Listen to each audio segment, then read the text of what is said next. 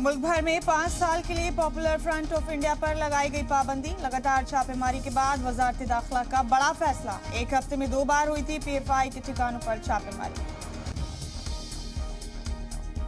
कांग्रेस की भारत जोड़ो यात्रा में अंकिता कत्ल मामले की गूंज। राहुल गांधी का इल्जाम, मुलजिम के रिजॉर्ट पर बुलडोजर चलाकर उत्तराखंड के सीएम ने मिटाए सबूत। अंकिता कत्ल की जांच पर उठ रहे सवाल। रात में रिजॉर्ट पर बुलडोजर की कार्रवाई के बाद अब रात के अंधेरे में जांच करने पहुंची पुलिस और फॉरेंसिक की टीम। सबूत मिटाने और गैस को बचाने के इल्जाम। कांग्रेस सदरोदे की रेस में मीरा कुमार का भी नाम आया। जराये के मुताबिक साबिक लोकसभा स्पीकर के लिए लिया गया फॉर्म। 30 सितंबर को शशि थरूर करेंगे नामजदगी। गहलोत पर सस्पेंस बरकरार।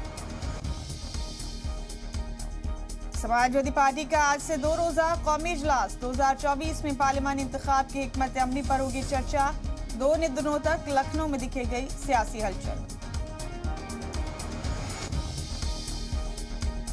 दिल्ली में एक्साइज पॉलिसी में पहली गिरफ्तारी। सीबीआई ने आम आदमी पार्टी के मीडिया स्ट्रैटेजिस्ट विजय नायर को किया गिरफ्तार। पार्टी का पलटवार, कोई सबूत नहीं, लेकिन गुजरात हारता देख बीजेपी बौखलाई। वाराणसी के ज्ञानवापी मामले में आज इलाहाबाद हाईकोर्ट में समाअत। एएसआई से सर्वे कराने के हुक्म को चैलेंज करने वाली अर्जी पर होगी बहस। जम्मू कश्मीर में हिफाजती दस्तों को बड़ी कामयाबी। 2 एनकाउंटर्स में जैश के टॉप कमांडर समेत 3 दहशतगर्द ढेर। हथियार और गोला बारूद भी बरामद। 6 साल बाद सुप्रीम कोर्ट में नोटबंदी पर आज समाअत। आईनी बेंच तय करेगा कि क्या नोटबंदी का नोटिफिकेशन कानूनन सही था या गलत।